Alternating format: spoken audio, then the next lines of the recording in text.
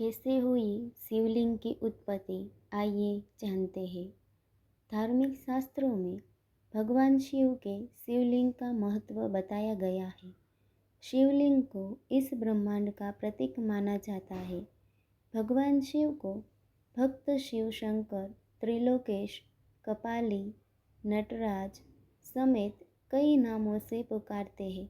भगवान शिव की महिमा अपरंपार है।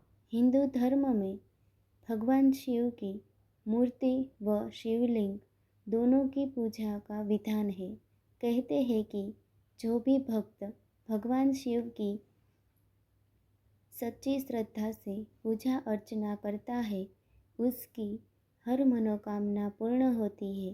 धार्मिक शास्त्रों में शिवलिंग का महत्व बताया गया है।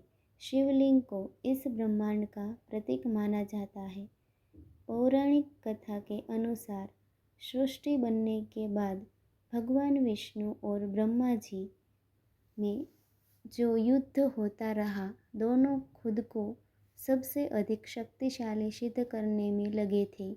इस दौरान आकाश में एक चमकीला पत्थर दिखा और आकाशवाणी हुई कि इस पत्थर का जो भी अंत ढूंढ लेगा वह ज़्यादा शक्तिशाली माना जाएगा।